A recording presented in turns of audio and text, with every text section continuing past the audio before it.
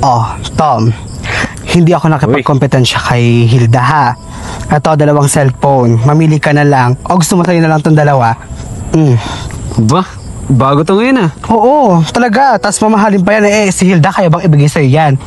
Ay, wait lang. May allowance ka ba? Ay, wala na nga eh. Ito. Lang. Ayan, Yun. allowance. Grabe na. Kapag kulang pa yan, magsabi ka lang sa akin, ha? Siyempre. Salamat. Ganda na Alam ito. kong hindi yan kayang ibigay ni Hilda. Ano? Okay ka na? Salamat. Oh. Salamat. Grabe. O, sige, to. Mauuna na ako, ha? Ako si. Sige. Mare! Ah, yes, Mare. Uy! Panoorin mo to. Panoorin mo. Oh. Oh. Si Tom yan ah. Oo, kitang-kita, Mare. Oh, binigyan ng cellphone, oh. Oh. Bro, ang Aldrin talaga yan. May pera pa. Ano ka ngayon? Tabachoy na yan. Ano ba yan? Ahas talaga yan. Pati yung jowa ko, inaahas. Meron pa yan. Magkaya ka pa yan. Tignan mo maigi. Saglit. Ang binigyan ng gamit. Yung baka. Hayop talaga.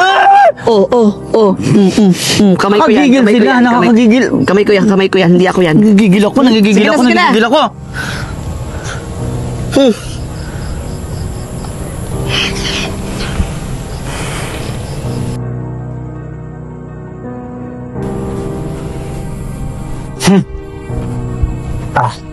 Itong buhay mo ah. Kaya mo.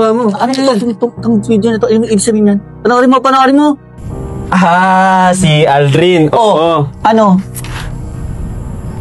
Cellphone lang yan. Huwag mo bigyan ng mali siya yan, no? Cellphone? 2 cellphone binigay sa'yo? Hindi walang mali siya?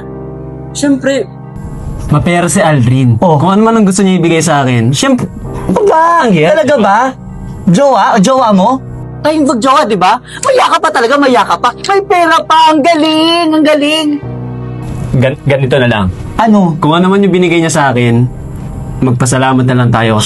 Nagagamit din naman natin yun eh. Wow! Magpasalamat talaga, jowa. Di pwede masaktan? Ha?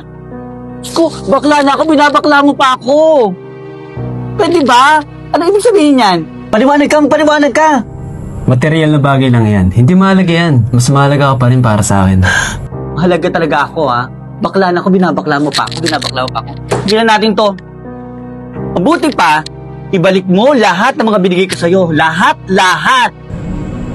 Ibabalik ko lahat ng binigay mo sa akin? Oo, lahat. Sigurado ka? Oo, lahat. Okay, fine. Ibabalik ko lahat ng binigay mo sa akin.